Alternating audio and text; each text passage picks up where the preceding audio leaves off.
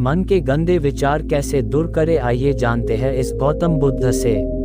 मन में गंदे विचार क्यों आते हैं? हम नहीं चाहते पर फिर भी हमारे मन में गंदे विचार आते रहते हैं। लेकिन क्यों? मन ही हमारा सबसे बड़ा दोस्त है और मन ही हमारा सबसे बड़ा शत्रु है। जब हम अपने मन के हिसाब से चलते हैं तो मन हमें भटका देता है, और जब हम मन को संतुलित कर लेते हैं तो हम अपनी जिंदगी में सब कुछ का लेते हैं। हम हमारे मन में आने वाले गंदे विचारों को रोकने की कोशिश करते हैं, पर जितना हम रोकते हैं उतने यह विचार हमारे अंदर प्रवेश करते जाते हैं। आप जिस चीज़ से जितना दूर भागोगे उतना ही वह चीज़ आपको अपने पास लेगी। इसीलिए उसे चीज़ से भागो मत, उसे पर संतुलन कायम करो। एक बार एक युवक गौतम बुद्ध के पास आया और गौतम बुद्ध से बोला कि ही बुद्ध, मेरे मन में इतने गंदे विचार क्यों आते हैं? मैं नहीं चाहता कि मेरे मन में गंदे विचार आए, पर मेरे मन में हमेशा कामवासना के विचार चलते रहते हैं और मैं इनके के बारे में सोच कर बहुत परेशान हूँ। मेरी ऊर्जा और समय यह सब सोचने में ही नष्ट हो जाता है, और इन सब के विचारों की वजह से मैं कभी भी शांत नहीं रह पाता और मैं हमेशा ही स्त्रियों को देखकर मोहित हो जाता हूँ। अपने आप को रोक ही नहीं पाता। बुद्ध मुस्कुराए और उन्होंने उसे युवक से पूछा, क्या तुम्हें पता है यह कामवासना होती क्या है? फिर लड़के ने उत्तर दिया और कहा, बुद्ध, मैं यह तो नहीं जानता कि कामवासना होती क्या है, पर हाँ, ये जो भी है बहुत बुरी चीज़ है। फिर बुद्ध ने उसे युवक से कहा कि सबसे पहले तो तुम यह समझना है कि प्राकृतिक रूप से जो भी चीज़ हमारे अंदर है वह बुरी नहीं है।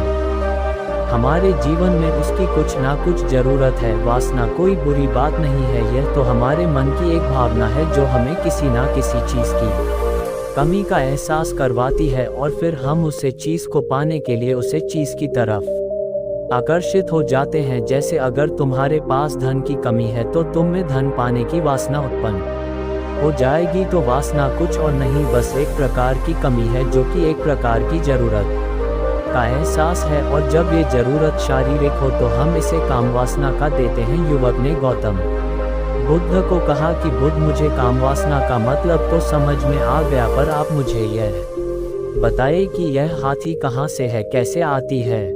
यह गौतम बुद्ध ने कहा कि कामवासना कहीं से आती नहीं है, यह तो हमारे अंदर ही होती है, और इसका होना तो जरूरी भी है, तभी तो मानव जाति का विस्तार होगा। युवक ने कहा, जब यह हमारे अंदर ही है और जरूरी भी है तो फिर लोग इसे गलत क्यों बोलते हैं? बुद्ध ने कहा कि यही तो समस्या है, लोगों ने कामवासना को गलत तरीके से सोच लिया है, इसे छिपाने की, दबाने की कोशिश करते हैं। कामवासना गलत नहीं है, बल्कि कामवासना का गलत तरीके से प्रयोग करना गलत बात है। लोग जिससे प्रेम करते हैं बस उसी के लिए जीने लग जाते हैं, उसे पाना ही अपना लक्ष्य बना लेते हैं और उसी के बारे में हमेशा सोचते रहते हैं, पर यह सब गलत है। बुद्ध ने योग से कहा, क्या तुम्हें पता है जानवरों में भी कम वासना होती है? युवक ने उत्तर दिया, हाँ बुद्ध, जानवरों में भी काम वासना होती है, क्योंकि जानवर भी तो आखिर अपनी पीढ़ी को आगे बढ़ाएंगे। बुद्ध ने कहा, तो फिर हम जानवरों की काम वासना को गलत क्यों नहीं कहते? युवक ने कहा, मुझे नहीं पता महात्मा, आप ही मुझे बताइए। गौतम बुद्ध ने कहा कि जानवर अपनी कामवासना का प्रयोग आनंद प्राप्ति के लिए नहीं करते, वह तो सिर्फ संतान उत्पन्न करने के लिए कामवासना का उपयोग करते हैं। जानवरों को प्रकृति ने इतनी समझ नहीं दी कि वह कामवासना को अपने सुख का आधार बना सके, जबकि मनुष्य अपनी समझ के बलबूते पर प्रकृति में पाई जाने वाली प्रत्येक वस्तु को अपने सुख के लिए अपने प्रयोग करता है। हम इंसानों ने ही कामवासना को अपने सुख का साधन बना लिया है, जबकि प्रकृति ने तो हमें अपने वंश को आगे बढ़ाने के लिए दिया था, लेकिन इंसानों ने इसे अपने जीवन का परम लक्ष्य बना रखा है, और इस तरह से कामवासना का बेलगाम हो जाना गलत है। युवक ने मुझसे पूछा, महात्मा जी, ये कम वासना हम पर हावी क्यों होती है, क्यों यह बेलगाम हो जाती है? तब गौतम बुद्ध ने कहा कि सुनो, अब जो मैं तुम्हें बताऊंगा उसे तुम ध्यानपूर्वक सुनना। कामवासना का सारा खेल तुम्हें समझ जाएगा, तुम्हें तुम्हारे सारे सवालों का जवाब मिल जाएगा, बस तुम्हें ध्यान से सुनकर समझना है। फिर गौतम बुद्ध युवक को बताना शुरू करते हैं। एक बार की बात है, एक आश्रम में गुरु और उनके शिष्य रहा करते थे। जिससे रोजाना आश्रम के बाहर स्थित गांव में दीक्षा लेने के लिए जाते द उसे आश्रम का एक शिष्य जिस गांव में भिक्षा लेने जाता था उसे रास्ते में एक नदी पद्धति थी जिससे रोज उसी रास्ते से भिक्षा लेने जाता था। एक दिन उससे ने देखा कि एक लड़का पेड़ के पीछे छिपा है। वह उस लड़के के पास गया और उससे जाकर बोला, भाई तुम इस पेड़ के पीछे छिपकर क्या देख रहे हो? लड़के ने कहा, अरे तुझे नहीं दिख रहा क्या कि मैं क्या देख रहा हूँ? तब साइज ने नदी की तरफ देखा तो वहाँ पर कुछ लड़कियां पानी भर रही थी। वो लड़कियां 14-15 साल की होगी। तब से ने उसे लड़के से कहा, अरे भाई वहाँ पर तो लड़कियां पानी भर रही है, इसमें छिपकर देखने वाली क्या बात है? तब वो लड़का शीशे की तरफ देखकर उससे कहता है, अरे पागल तुम्हें दिखाई नहीं दे रहा क्या कि कैसे यह परियां नदी से पानी निकल रही है? जरा उनकी अदाओं को तो देखो, उनके कोमल शरीर को देखो, उनकी पतली कमर मटके को उठाते समय बाल खाती है और उनके बाल उनकी कमर पर कैसे लहरा रहे हैं मानो सुंदरता बिखरी पड़ी हो। जिससे ने फिर नदी की तरफ से कहा और इस बार वह इससे देखता ही चला गया। अभी तक तो कुछ भी नजर नहीं आ रहा था और वह बिल्कुल निर्भय था। उसे किसी भी बात का कोई डर नहीं था, लेकिन अब वो छिपने लगा और उन लड़कियों को देखने लगा जैसे उसने कोई अपराध कर दिया हो। और जब वो छिपकर उन लड़कियों को देख रहा था तभी वो अचानक अंदर से कौंप गया और उसने कहा कि ये मैं क्या कर रहा हूँ? मैं जो कर रहा हूँ वो सही नहीं है, मुझे यहाँ से चले जाना चाहिए। और फिर वह जल्दी से वहाँ से चला गया। वो आश्रम पहुँच जाता है। आश्रम जाकर वो अपने कार्यों में लग गया, लेकिन जो अभी वह देख कर आया था वही उसकी आंखों के सामने बार बार आ रहा था। उसके मन में वही दृश्य चल रहा था। उसका मन वही सब कुछ देखने के लिए लड़ाई हो रहा था। उसका किसी भी काम में मन नहीं लग रहा था। सुबह होते ही वह रोज जल्दी ही भिक्षा के लिए आश्रम से निकल जाता और उसे नदी के पास वाले पेड़ के पास जाता जहां पर वह लड़का पहले से मौजूद रहता था। उसके साथ मिलकर लड़कियों को छुप छुप कर देखता था। अब वह इससे रोज ऐसा करने लग गया। यह उसके रोज का काम हो गया। अब उसे शिष्य का मन किसी भी काम में नहीं लगता था। वो हमेशा ही किसी ना किसी प्रकार के विचार में उलझा रहता। वो आश्रम के कार्यों को भी ठीक ढंग से नहीं कर पा रहा था। ना वो ठीक से सो पाता था, ना वो ठीक से खाना खा पाता था। उसका मन बेचैन सा रहता था। उसका मन बार बार उन लड़कियों के सौंदर्य को देखने के लिए लालायित रहता था। जब गुरु भिक्षा देते तब भी उसे हिस्से का मन कहीं और विचारों में खोया रहता था। गुरु ने अपने शिष्य की इन हरकतों को बाप लिया था। तब एक दिन गुरु ने शिष्य को अपने पास बुलाया और कहा कि आज से मैं भी तुम्हारे साथ भिक्षा मांगने चलूंगा। तुम और मैं साथ साथ भिक्षा मांगने चलेंगे। तभी सज्जन गुरु को माना करते हुए बोला, नहीं गुरुदेव, आप परेशान क्यों हो रहे हो? मैं अकेला ही ठीक से भिक्षा मांग सकता हूँ। गुरु ने शिष्य से कहा कि ठीक है, तुम अकेले ही भिक्षा मांगने जाओ। जिससे तुरंत वहां से भिक्षा मांगने के लिए निकल गया। हिस्से को जाने के बाद गुरु भी आश्रम से निकल गए और शीशे का पीछा करने लगे कि वो कहाँ जाता है, किस मिलता है। यह सब देखने के लिए उसके पीछे पीछे चलने लगे। थोड़ी दूर जाने के बाद गुरु ने देखा कि उनका शिष्य एक लड़के के साथ एक पेड़ के पीछे अपराधी की तरह छिपा हुआ है और छिपकर कुछ देख रहा था। गुरु भी अपने शिष्य के पीछे जाकर खड़े हो गए कि आखिर उनका शिष्य क्या देख रहा है जिसे देखने के लिए वो पेड़ के पीछे अपराधियों की तरह छिपा पड़ा है। गुरु ने देखा कि उनका शिष्य पेड़ के पीछे छुपकर लड़कियों को देख रहा था जो कि नदी से पानी भर रही थी। तभी गुरु ने शिष्य को कहा कि तुम क्या देख रहे हो? अपने गुरु की आवाज़ सुनकर वह इससे घबरा गया और उसके पसीने छूटने लगे। वह थर-थर कांपने लगा जैसे किसी चोर को चोरी करते समय रेंज हाथों पकड़ लिया हो।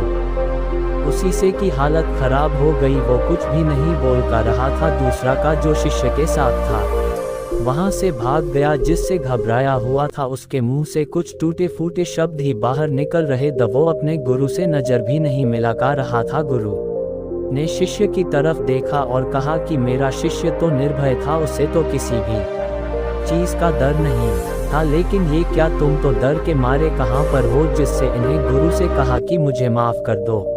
गुरुदेव, मेरा इसमें कोई दोस्त नहीं है, उसे लड़के ने मुझे बहका दिया था, लेकिन आपसे मैं वादा करता हूँ कि आज के बाद मैं ऐसा कभी दोबारा नहीं करूँगा, मुझे माफ़ कर दो गुरुदेव। गुरु ने शिष्य से कहा कि कोई बात नहीं, पर इस बात का तुम ध्यान रखना कि हम जैसी संगति करते हैं वैसा ही फल हमें प्राप्त होता है। हम जैसी संगति करते हैं उसके विचार हमारे अंदर प्रवेश करते हैं, इसीलिए अच्छी संगति करो जिससे तुम्हारे अंदर अच्छे विचारों का प्रवेश हो। फिर गुरु और शिष्य आश्रम लौट आए और फिर आश्रम के कार्यों पर ध्यान देने लगा। उसने उसे रास्ते को छोड़ दिया और दूसरे रास्ते से जाने लगा। वो अपने काम को ध्यान से करता, लेकिन धीरे धीरे उसके अंदर क्रोध उत्पन्न हो गया और फिर वो दूसरे हसन पर क्रोध करने लगा और बेचैन देने लग गया। अब वो सही समय पर भोजन भी नहीं करता था, वो भोजन भी बहुत कम खाता था। एक रात गुरु शिष्य के पास आए और उससे बोले कि अब तक तुमने कितनी बार अपना वादा तोड़ दिया। यह सुनकर शिष्य अपने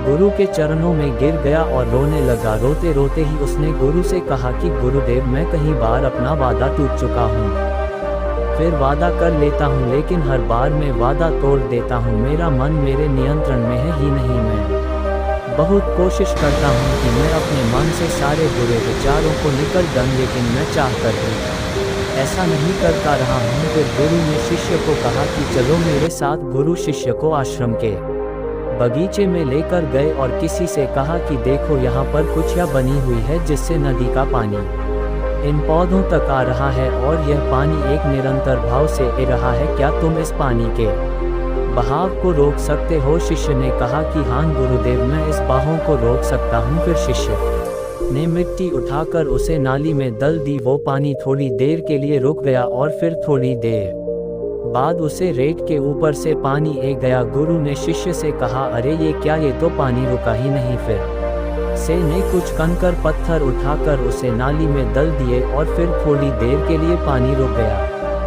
लेकिन फिर थोड़ी देर बाद ही उन कंकड़ पत्थर के ऊपर से पानी निकल आया। फिर गुरु ने कहा कि इससे यह क्या हुआ, पानी तो फिर से आ गया। तुम तो बोल रहे थे कि तुम इसे रोक दोगे, क्या हम किसी काम को रोकना चाहे तो क्या हम उसे रोक नहीं सकते? तब सीसी ने कहा, कोई बात नहीं गुरुदेव, मैं इस पानी को तो आपको रोक के दिखाऊंगा। फिर वह फिर से एक बड़ा सा पत्थर लेकर आया और उसे नाली पर डाल दिया और पानी रुक गया। तब गुरु से कहा कि देखा गुरुदेव, मैंने कहा था ना कि पानी को मैं रोक दूंगा, मैंने पानी को रोक दिखाया, आपकी बात मैंने पूरी कर दी। गुरु मुस्कुराए और बोले, अच्छा जरा ध्यान से देखो, पानी रुक गया क्या? वो तो पीछे की नाली तोड़कर बाहर आ गया और अगल बगल से बह रहा है, और ध्यान से देखो इस पत्थर की आगे भी आ गया और ये पानी अपना रास्ता बदलकर फिर से आगे की तरफ बह जाएगा। और फिर थोड़ी देर बाद ऐसा ही हुआ। फिर गुरु ने शिष्य को समझाया कि तुम्हारे साथ भी तो ऐसा ही चल रहा है, तुम बार बार प्रयास कर रहे हो, बड़े से बड़ा प्रयास कर रहे हो, पर हर बार तुम्हारा प्रयास टूट रहा है और यह हमेशा टूटता ही रहेगा। तुम कितना भी बड़ा पत्थर रख लो, लेकिन पानी तो अपना रास्ता बना ही लेगा। यह सब देखकर गुरु से कहा कि ही गुरुदेव, क्या कोई तरीका नहीं है जिससे मैं गंद विचारों से बाहर निकल सकूं? और यह मेरे मन में आई नहीं। गुरु शिष्य को एक नदी के पास ले गए जहां से उसे बगीचे में पानी नहीं आ रहा था। गुरु ने शिष्य से कहा, वो पानी इसी नदी से जा रहा है,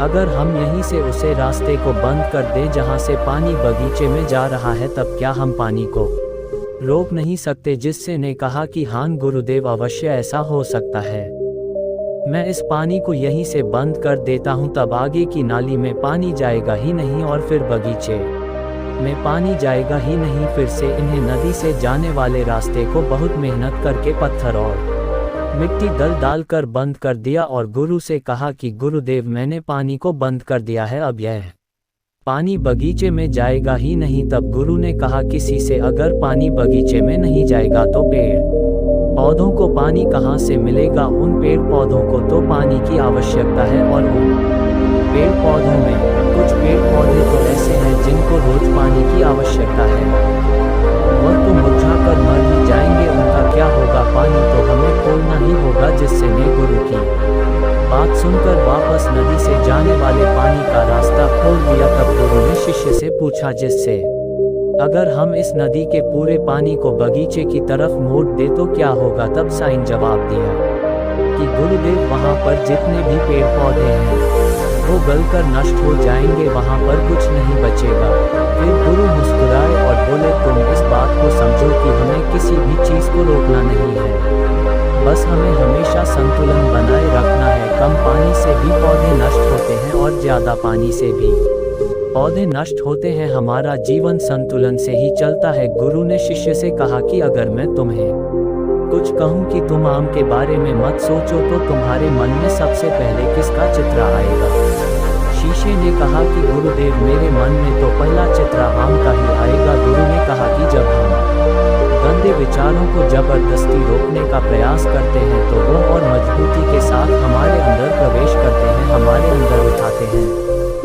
इसीलिए हमें उन्हें कभी भी दबाने की कोशिश नहीं करनी चाहिए। फिर गुरु ने शिष्य को जाते हुए कहा कि हमारे गंदे विचार बुरे लोगों की संगति करने की वजह से भी आते हैं। कई बार क्या होता है कि कामुकता हमारे अंदर होती नहीं है, लेकिन कुछ अश्लील लोगों के साथ रहने की वजह से ये हमारे अंदर हावी हो जाती है। फिर शिष्य ने कहा कि गुरुदेव, आप सही कह रहे हैं, मैं अपने मार्ग से भटक गया था। फिर वो शिष्य उसे रात बहुत ही चैन की नींद सोया। सुबह अपने कार्यों को पूरे मन से किया और फिर सुबह वो भिक्षा लेने के लिए उसी रास्ते से गया जहां वह लड़का आज भी पेड़ के पीछे छुपकर उन लड़कियों को देख रहा था।